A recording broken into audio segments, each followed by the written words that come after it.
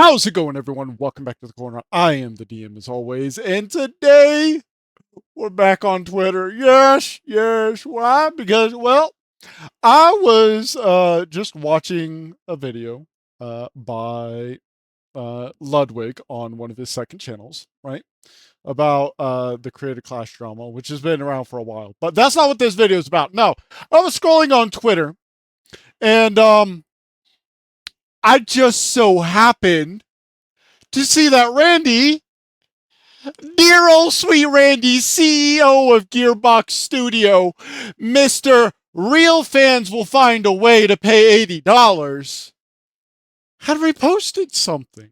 So I took a look. And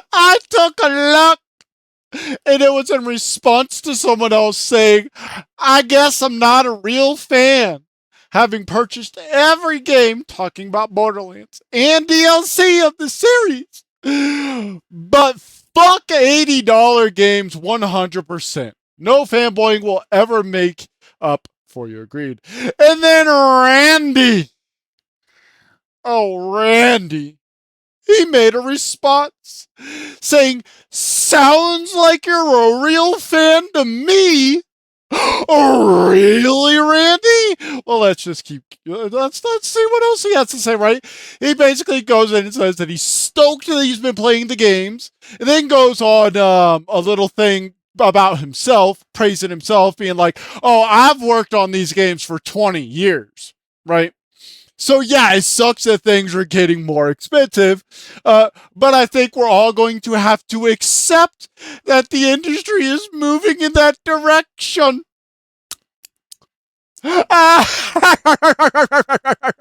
Let's continue. If that's the breaking point for you, I guess you'll miss out on games that go with the new pricing.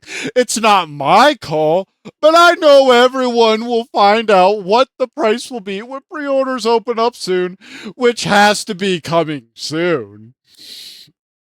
I really want everyone to play it. So I am rooting that the game gets to be considered before the whole industry shifts pricing. It's our best game yet and worth it no matter what it ends up getting priced at. That means he's saying that if this game gets priced at $100 billion, it's still worth your time and your money. Even if it's $100 billion. Yes. Yes. Okay. Sure, Randy. Sure. But you have to make your own decision. I hope you love it. We're all working very hard to make it awesome, and it's in great shape. Now, to his credit, I do not doubt that specific part of his sentence. Okay, I'm gonna put the text up right here on screen. Okay, I do not doubt that the team is working hard to make it a great game. I don't doubt that. Okay. The best position I think we've been in before a launch. Keep watching the campaign as we get closer to launch, and let me know what you end up deciding as the pre-orders open up. The price is set, and then the game eventually comes out. Cheers!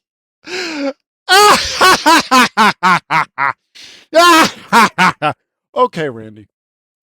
That's really odd. It's really odd. We'll get to the rest of it in a second, but it's really odd that you say he sounds like a real fan when just what, 2 weeks ago, you were saying that if you're a real fan, you'll make it happen when someone asks you to try and get it to not be priced at $80. So 2 weeks ago, you were saying that real fans will find a way to pay $80. But now, 2 weeks-ish later, you're saying that you're a real fan if you've purchased every game in DLC. So which is it, Randy? Which is it? Are you a real fan if you've bought the games in DLC? By the way, not played, okay? Not played, purchased every game in DLC. Okay. That's the context we're going with right here. Okay. Because that's the fucking context in which she said it. Okay. So now you're saying this, but 2 weeks ago you were saying that you're only a real fan, or you're a real fan only if you'll find a way to pay $80. Now, on its own, honestly, I was gonna wait for some feedback from some people about whether or not I should tear this dude apart again. Okay, about the the idiocy of his statements, but, and I wanna finish my thought first. We'll get to that in a moment. Okay, so then he goes on to this like self-aggrandizing speech, right? Which just like, again, comes off extremely tone deaf, regardless of his intentions. The way it's phrased and the way it's worded comes off extremely tone deaf. Okay, like Randy, you have to pick your words better. You've been in this industry for 20 plus years. You have to pick your words better, my guy. You should know that words over the internet in text form, not even just over the internet, but words in text form do not convey intent or emotion.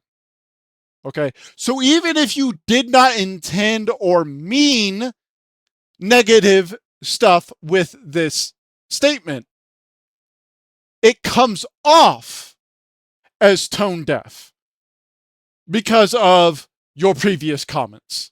Okay.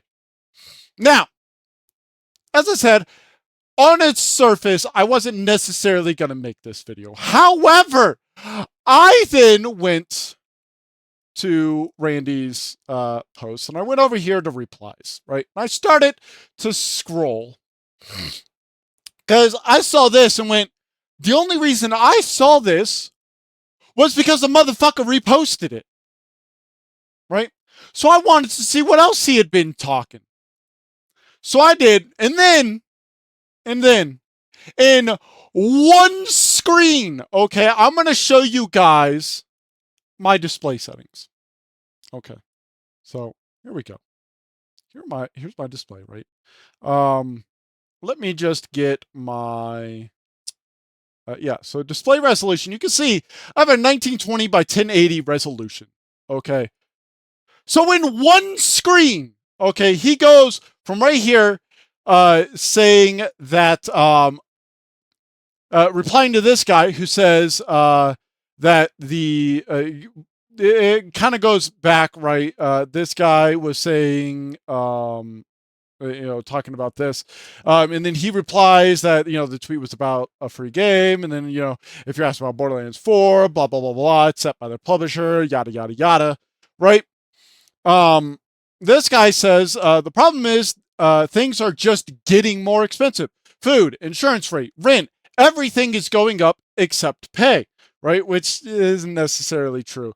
But so and then he goes on to say that it comes off as tone deaf to say real fans will find a way to make it happen when games are the first thing to be cut out when people need to save money, which is true. Games are the very first thing that goes. Hobbies in general are the very first thing that goes when people need to save up money, right? So then he says that pay is going up too. I paid $80 for Starflight on Sega Genesis when I was making $4.25 an hour minimum wage in California. That was 1991 or 92. Today's minimum wage in California is $16 an hour, right? Okay, so we're gonna do the same thing I did last time.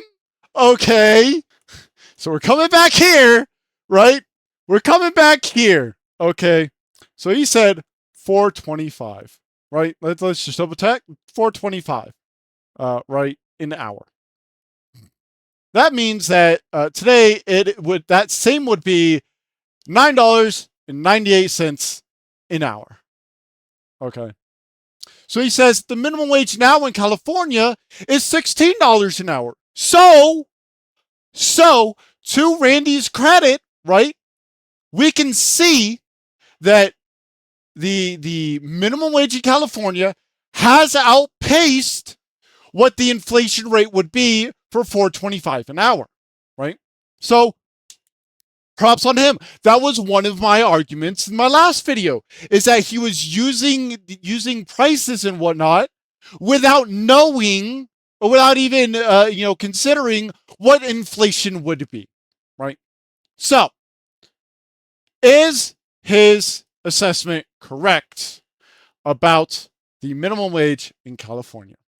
Well, if we come to the official Department of Industrial Relations for the state of California, okay, the official website, okay, says that the minimum wage in California effective January 1st, 2025 is $16.50 an hour for all employers, okay? All employers. So, again, he's correct, which this part does not surprise me because if I recall correctly, he lives in California. That's where Gearbox is located, if I recall correctly, right? So he says that many things like televisions and clothing are generally less costs today than back then. Well, let's make sure, right? Let's double check that. So over here, right, on this website, all links in the description, right? It says that according to the U.S. Bureau of Labor Statistics, prices for televisions are 98.62% lower in 2025 versus 1991, a $986.21 difference in value. Okay, so according to this, that means that Randy is right in this regard, that televisions and presumably clothing as well. I'll give him the benefit of the doubt because he's right with televisions, right? And he's been right generally so far when it comes to this, right? So I'll give him the benefit of the doubt, right? So sure, rent and real estate is way higher. So is labor, which is why games have to get more expensive. Have to get more expensive. They must get more expensive. It is a requirement that they get more expensive. Well, Randy, why is labor getting more expensive? Well, I don't know if you know this because you don't say anything about it in your response, but labor is getting more expensive because everything else is getting more expensive. It's a what do they call it? Oh, right, a cyclical response. Okay, so here's how things work, Randy. Okay, so inflation grows, right? Which means that things like milk and food, necessities, get more expensive. So because milk has gotten more expensive, because food has gotten more expensive, the people that are working that have to buy that food, they need to be paid more. So that way they can actually afford the increased price for food. Okay. So labor thereby is required to get more expensive. It's a it's an actual requirement that they get paid more. Because if they're not paid more, well, then they can't afford food. So, do you see, Randy? Your game is a hobby. While it might be your career choice, right? And don't get me wrong, I myself want to get into the video game industry. I want to become a developer and everything, right? Like, I want to be in a position where people buy my games and love them, right? However, we have to remember that video games is a hobby. Yes, some people make a living out of playing video games, right? But that is just happenstance, right? And that hobby is fueled by people who watch their content, who subscribe to them on Twitch. Now, granted, subscriptions on Twitch are also a hobby, which is why they are also one of the first things cut from someone's budget.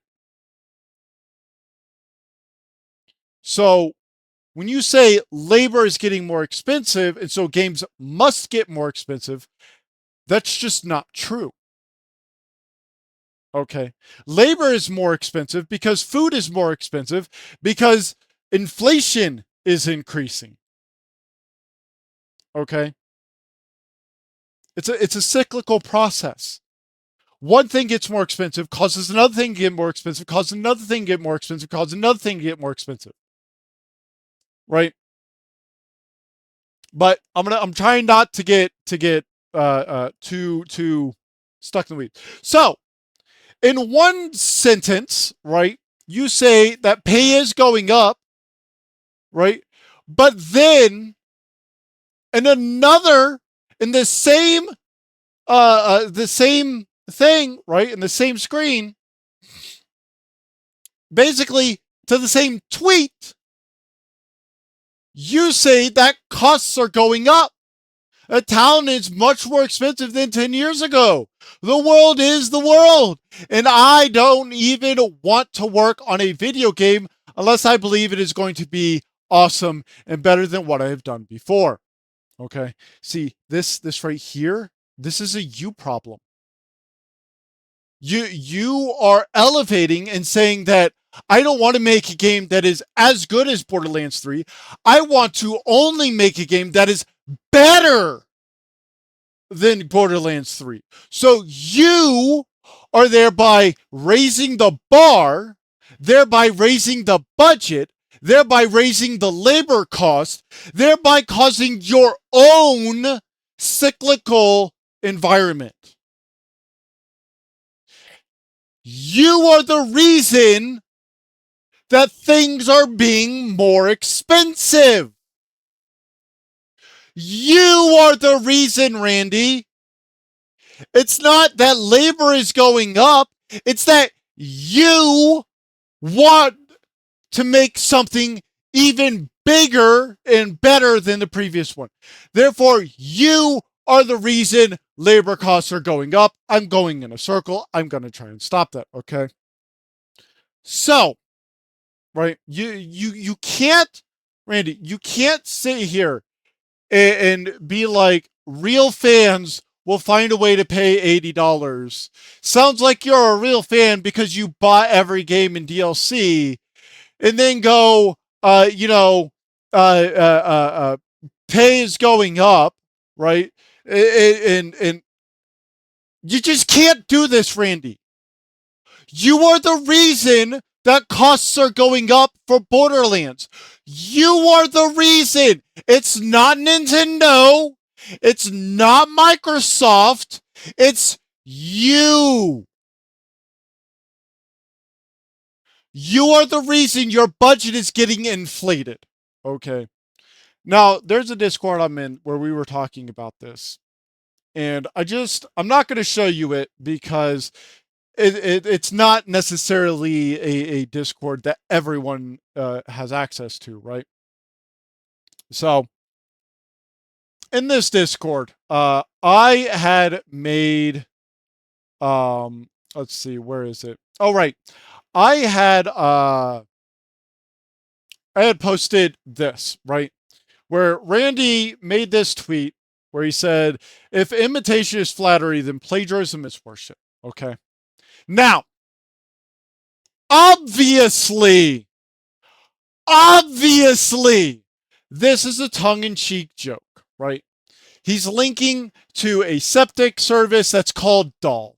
Okay. Spelled the same way as the in-game gun store, right? Obviously, this is a tongue-in-cheek joke. However, Randy, yet again, this comes off as tone deaf because of your previous statements. Also, the real reason I have a problem with this is because there's a time and place for everything, and saying that plagiarism is worship is not the place nor the time because of your previous comments. This, on just a glance, comes off as you saying that plagiarism is worship. It comes off, Randy, as you saying that plagiarism is good.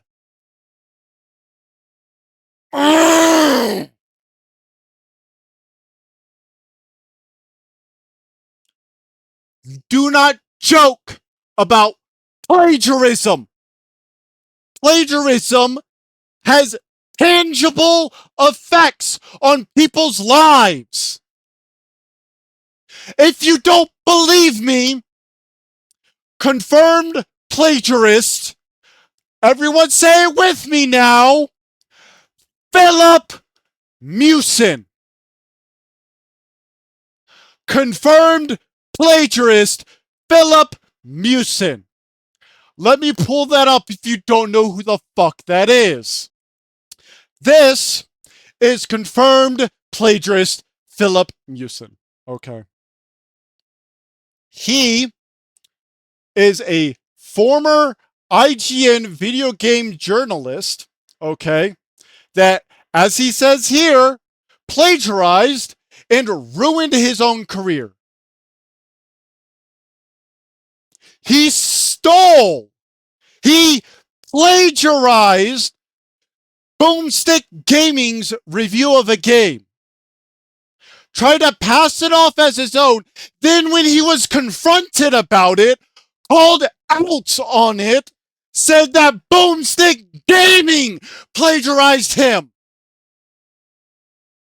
Then dared the internet to go and find any other work that he plagiarized. The internet then took him up on this offer and found that the majority of his shit was fucking plagiarized.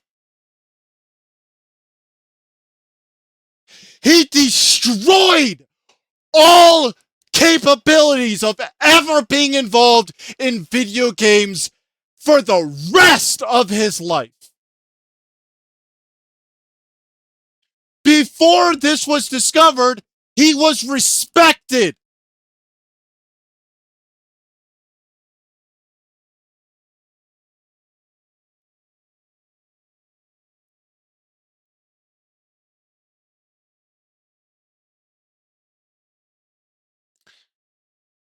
There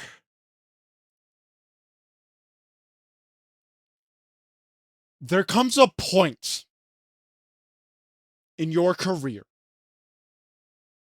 when you're responding to criticism where you have to take a moment, shut the fuck up, and think about what you're going to say. Okay? In some of my very first videos, back, 2 years ago at this point? Maybe 2.5? I made videos responding to Shane Isaac. Okay. If you don't know who Shane Isaac is, he's the CEO of the company that's making Earth 2. In those videos, very, very long videos, I sat down and responded to the entire breadth of his hours-long videos about what it was that was going on with Earth 2. He was responding to all the criticism. I gave him straight feedback from a purely unbiased analytical point of view. Okay. About what he needs to actually do if he wants to properly respond without coming off as something like tone deaf or just ignorant, right? And from his future responses, it seemed like each time he was getting better. He was actually thinking about his responses. He was writing a script for his responses and everything, as you should.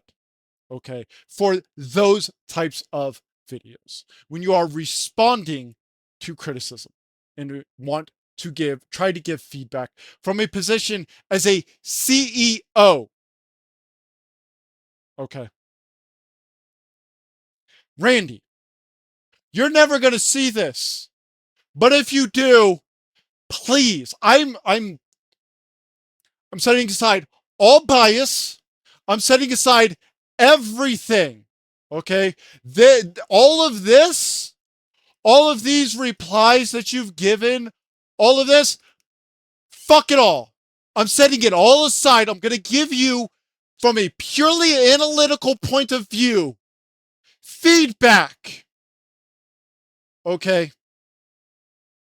So far, your responses towards your fans have come off as very tone deaf. Okay? Because text does not translate intent or emotion. Okay? Now, I've gone and watched your interview where you retweeted it and said something like, if you want the truth, here it is, or something like that, right? Where I don't remember who you were talking to, but you were doing an interview and someone had brought up the pricing, right? And you gave a raw, unfiltered response, right? And I think that response was very well done. Okay. Here's the issue. While that response is very well done, very few people in the grand scheme of things are actually going to see that review. Okay. Furthermore, while there will be people that see that review and go, oh, okay, that's understandable, there are going to be twice that number of people that see that and go, he's stupid, he's bullshitting, none of this is real, he's just saying this because he wants to get our money. Okay. There are always going to be twice the number of people that refuse to accept anything you say than there are people that accept what you're going to say. And the reason why this is the case, okay, is because of how AAA studios have responded to fans in the past 5 to 6 years. Okay. And in particular, in the past 2 to 3 years. Okay. A lot of developers have responded with very, very terrible takes. Okay. They've come at fans with hostility. They've come at fans with negativity and toxicity, saying that fans are the problem and that fans are the reason why games are terrible nowadays. Okay. And that's the position you have to understand that gamers, by and large, are coming from nowadays. So when you come out and you say things like, it's not my call, right? And to your credit, and I don't think a lot of people realize this, you realize later that trying to summarize it like this was terrible in hindsight. And as they say, hindsight is 2020. So to your credit, you acknowledged that this was bad to do, right? And you also acknowledged that saying this and all of this was likewise bad, right? But you realized it too little too late in the eyes of your fans, in the eyes of gamers, right? The fact that you said this at all tells many people that you simply don't care about them, right? And if you are watching this, Randy, I urge you to go and watch my first video. And yes, I come off very hostile in that video. Undoubtedly. Okay. Undoubtedly in that video, I rip you to shreds for this take alone, let alone the rest. Right? But I did that in hopes that you will understand where I am coming from. Okay. And as I mentioned earlier, to your credit, you seem to have actually thought about trying to use comparisons to 1991. And you come with evidence-based facts. We've gone over that right here, okay? You are correct right here. But when you say things like this, almost immediately after saying things like this, the only thing it does is make people who have already decided you're a terrible person, that you're just a terrible person, right? Now, right here, I didn't talk about this, but I'm going to before I end this video, okay? This guy says, right, that you should fight the publishers to make it $60 if you really did care. And that convincing them that setting it at that price will have even more sales due to goodwill. And that $80 to $100 is fine if there's an edition with all the inevitable DLC included. You then say that you try to not bite the hand that feeds you, but you do you. Randy. Again, everything I'm saying right now is from a purely analytical point of view. All bias discarded, okay? This right here, okay, has the same tone and connotation as this right here. Okay, you're basically telling your fans, fuck you. I'm not going to even make the attempt.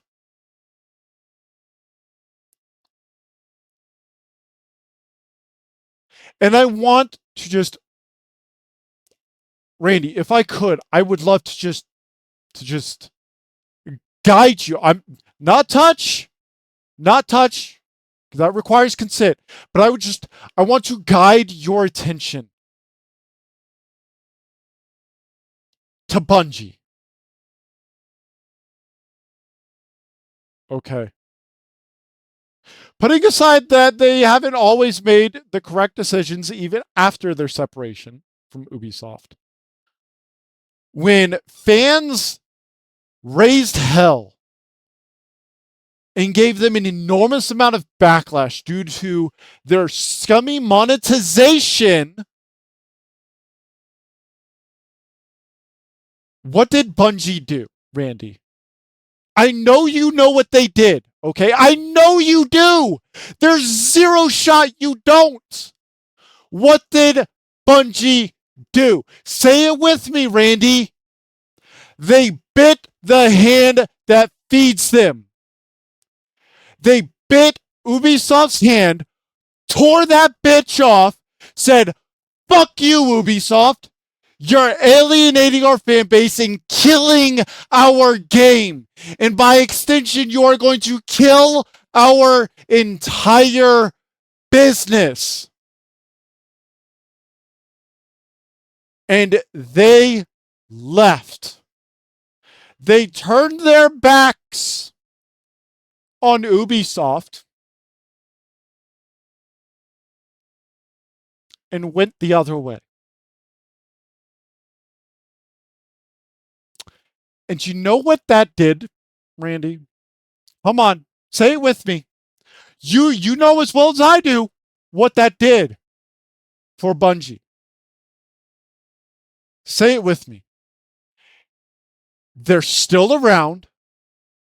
It earned them an enormous amount of goodwill. People who had never played Destiny before immediately picked up Destiny and bought the expansions and are still playing the game to this day.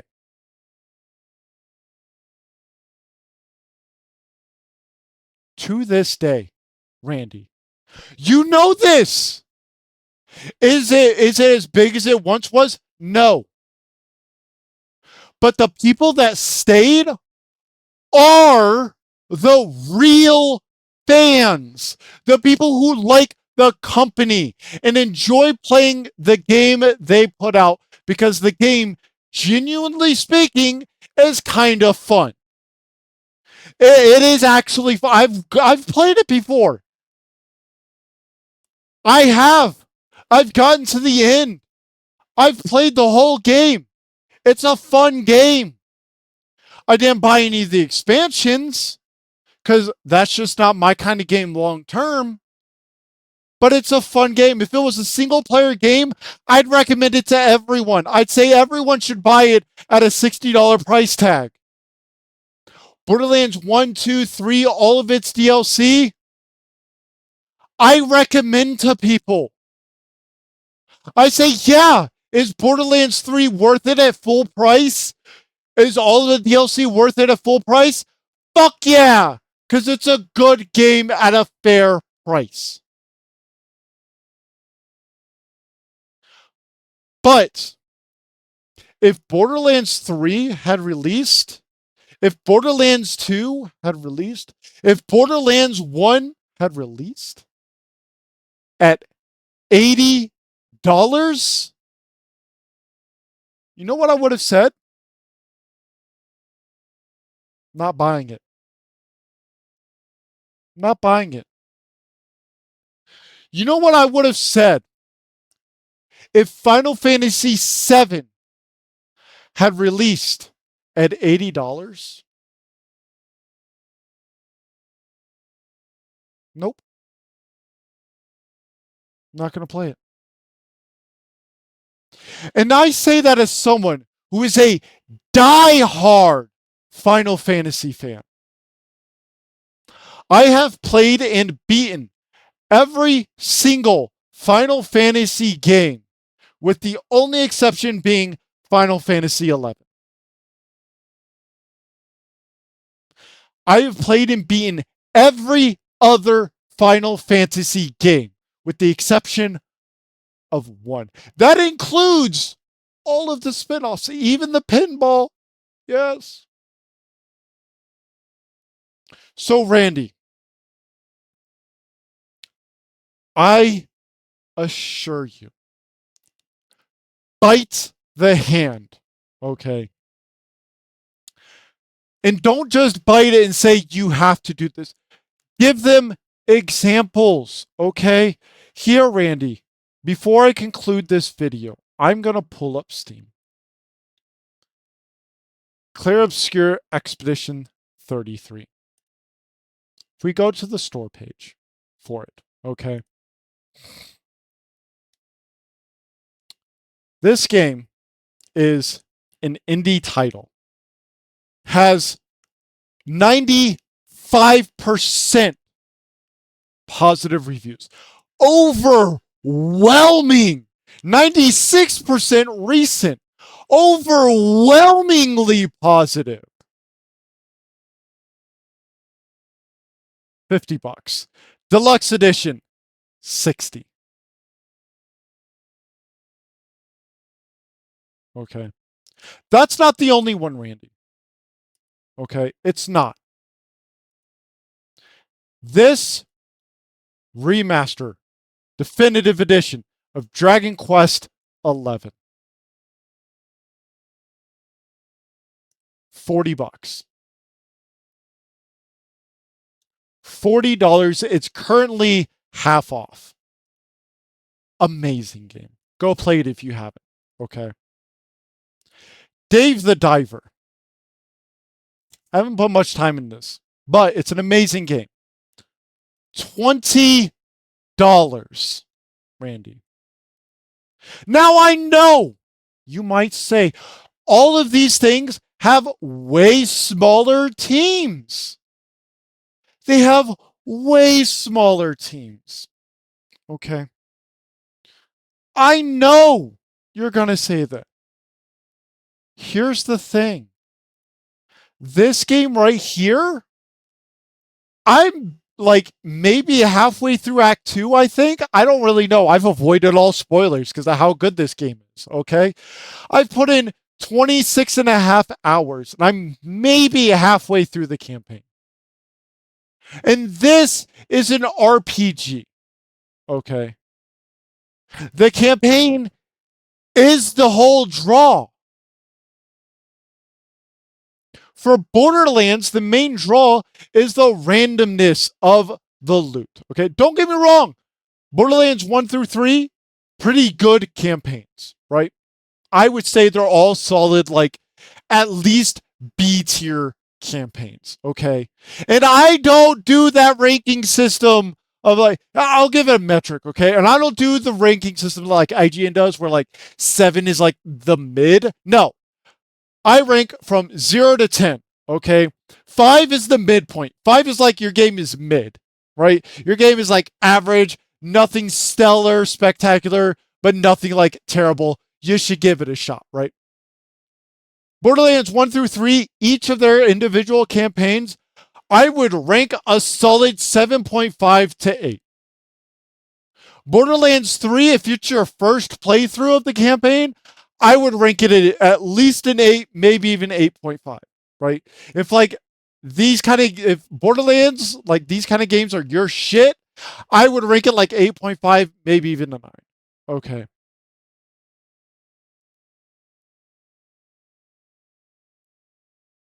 Final Fantasy 16. How much did it release for? What? $50? No way. No way. This game is $50, Randy? Oh, well, I mean, at $50. Certainly. Certainly this game must have like, I don't know, flopped, right? Well, if we come over to here, right? Now, I don't necessarily know how accurate this is, but okay. So, June opening weekend, right? Physical only. Opening week worldwide. Okay. And this is all the way up to today. Okay. So, this game has been out for about 2 years. It reached 3.5 million sales. But more importantly, is how fast it reached that. So, over here on Icy Veins, right? In spite of investors, right, being disappointed at the sales, I don't give a fuck about your investors, okay? Your investors can go suck a fucking dick for all I care, right? So, back when this was recent, right? They revealed that it sold approximately 3.5 million copies globally since its launch on June 22nd. When was this released? March 13th. Okay. So that was about 2.5 months ago.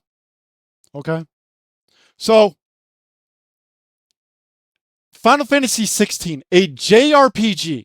Okay. This is only going to actually draw in fans of RPGs. Okay.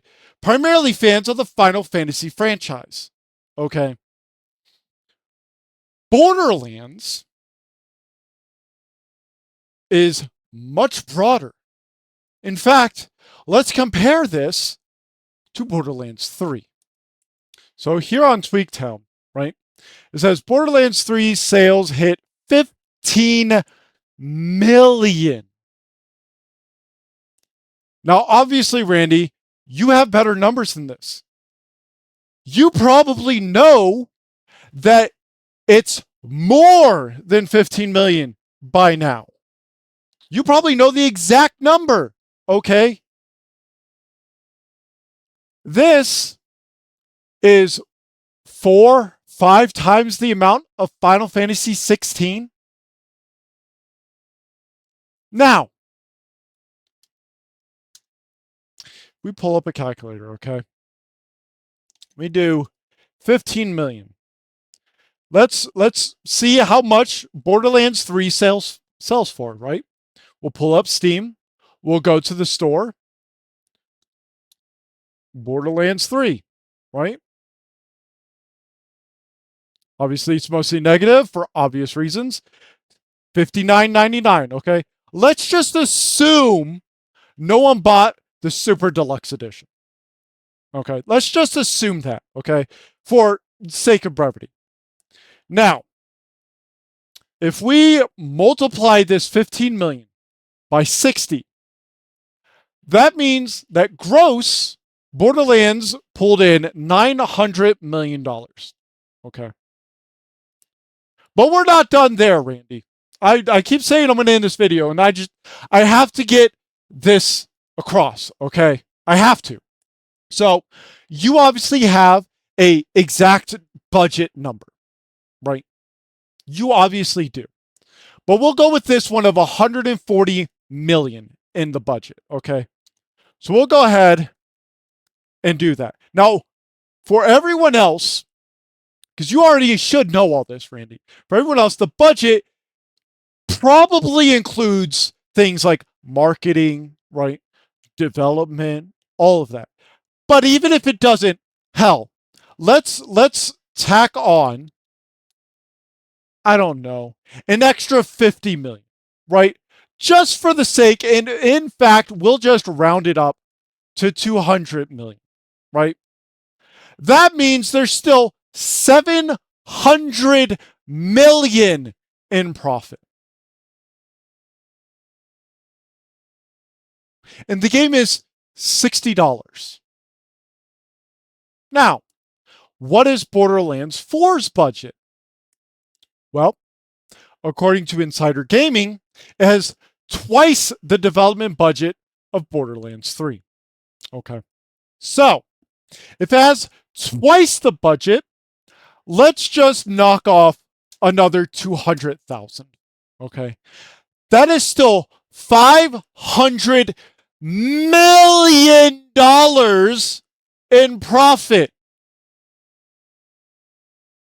And this is assuming it only sells the same amount as Borderlands 3.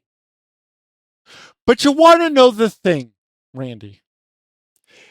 It won't sell only 15 million copies. If you come out, fight tooth and nail for this game to be $60, I guarantee it will sell more.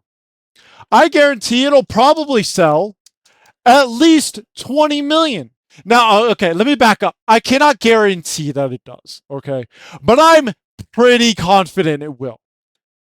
And at $60 a game,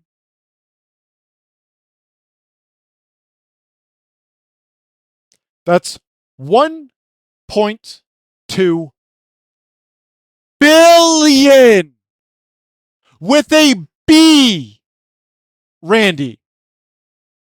So even if it had a budget of 500 million, you would still make the same exact profit as Borderlands 3. Do you understand, Randy? That is twice the amount, over twice the amount of the estimated, okay? That's over twice the amount of the assumed budget of Borderlands 3 with an extra 50 million tacked on because maybe that is how much is for marketing. And it's the other number is not including marketing.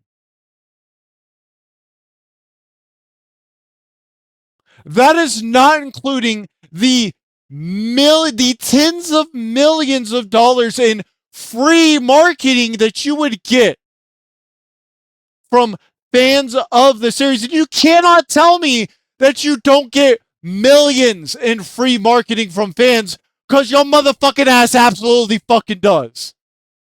Your original tweet got 2 million fucking views. Okay. If we go to YouTube and I just type in Borderlands 4, 383,000, 185,000, 1.2 million, 119,000, 131,000, 72,000, 1.4 million from the official Borderlands, right? 13,000 here, 218K here, right? 394K from legendary drops, 162K from PlayStation. The list goes on and on and on and on and on and on and on and on, Randy. You get millions and millions and millions and millions and millions, hundreds of millions of dollars in free fucking marketing. All you have to do is come out with a tweet tomorrow or today that says, hey guys, it was a extremely hard decision and I don't know what it's going to mean for the future of Gearbox. But I, as a CEO, have made the executive decision to cut ties with 2K to ensure that Borderlands 4 comes out at $60. You know what that's gonna do, Randy? Asmongold immediately releases a video saying something like, Randy Pitchford, I don't know, gives back shots to 2K. You have Legendary Drop coming out with a video praising you.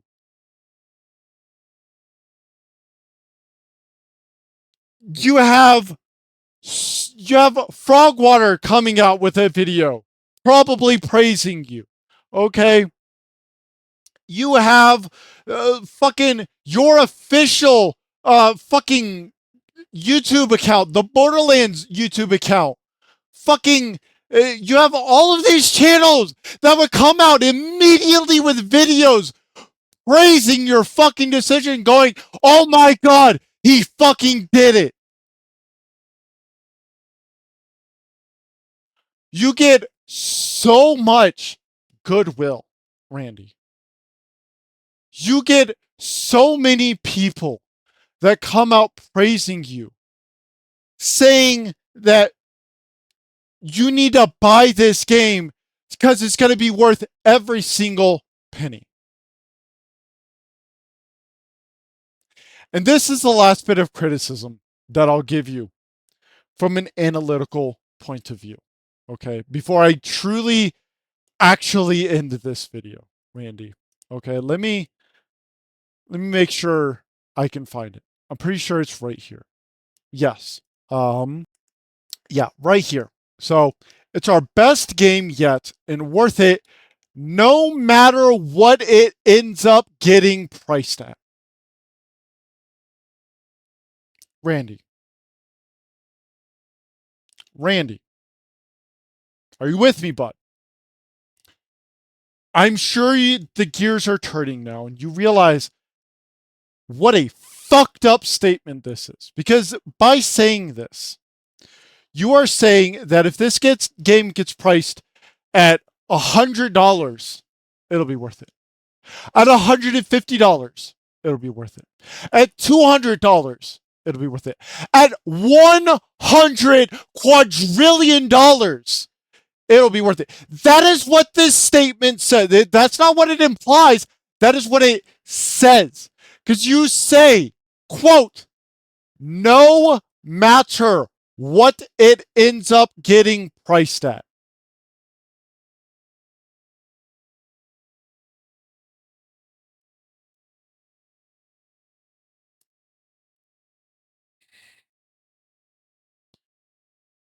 You have to pick and choose your words. And you're doing a really fucking shit job at it, Randy. Now, back to not analytical. Fuck you, Randy.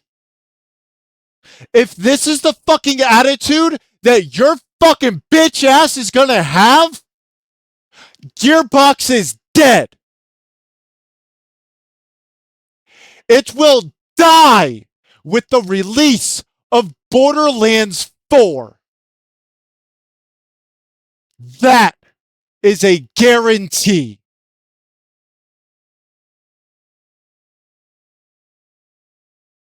And that's all for this video. Thank you all for coming to my corner. If you liked the video, hit like, hit subscribe. If you didn't, hit dislike. Leave a comment letting me know why. And Randy, I look forward to never buying another Gearbox game in my entire life.